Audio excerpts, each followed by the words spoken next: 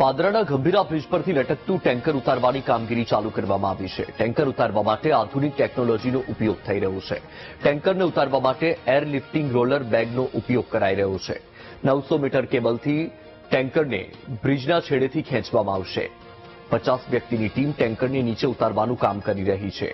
સમગ્ર ઓપરેશનને મરીન્સ emergency response team અંજામ આપી રહી છે। ટેન્કર ઉતારવાની કામગીરી દરમિયાન આણંદ જિલ્લા કલેક્ટરે મુલાકાત લીધી। કલેક્ટરે સ્થળ નિરીક્ષણ કરીને સમગ્ર કામગીરીની સમીક્ષા કરી। 2 દિવસમાં કામગીરી પૂરી થાય તેવી શક્યતા। रिमोटली संचालित होगा क्योंकि सेफ्टी सबसे फोरमोस्ट कंसर्न है और सुरक्षा को ध्यान में रखते हुए अभी जो सेटअप वहां पर इनको रेस्क्यू के लिए करना है, चाहे वो न्यूमेटिक एयरबैग लगाना हो, स्टैंड जैक सेट करने हो, वो लगभग सारी कामगिरी हो गई है।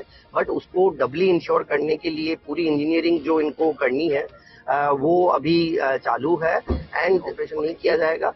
अगले 2 से 3 दिन में आशा है कि 2 से 3 दिन के अंदर ये विश्वास दिखाया जा रहा है एमईआर की तरफ से कि 2 से 3 दिन के अंदर ये ट्रक रेस्क्यू कर लिया जाए। ગંભીરા બ્રિજ ઉપર લટકતી ટેન્કરને કાઢવા માટે વિશ્વકર્મા નામની એજન્સી કામે લાગી છે।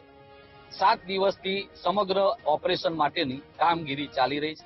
મહત્વની વાત એ છે કે સમગ્ર જે ઓપરેશન છે તે બ્રિજ ઉપર કોઈ પણ વ્યક્તિ ગયા વગર પાર પાડવામાં આવશે અને જે સ્ટ્રેન જેક છે તે સ્ટ્રેન જેકના મારફતે લટકતી ટેન્કરને બ્રિજના ગંભીરા સુધીના છેડે ખેંચી લાવવામાં આવશે। હાલ જે કામગીરી છે તે પૂર્ણ થવાના આરે છે, કારણ કે જે ક્યુબ હોય છે, જે કેપ્સ્યુલ ક્યુબ છે તે ટેન્કરની નીચે 2 ક્યુબ નાખી દેવામાં આવ્યા છે, જ્યારે હજુ 1 ક્યુબ નાખવાની બાકી છે। 1 ક્યુબ નખાયા બાદ તેનું ટેસ્ટિંગ થશે અને ટેસ્ટિંગ બાદ જે ઓપરેશન છે તેને અંતિમ અંજામ આપવામાં આવશે। Ghanshyam Patel, VTV news, Anand.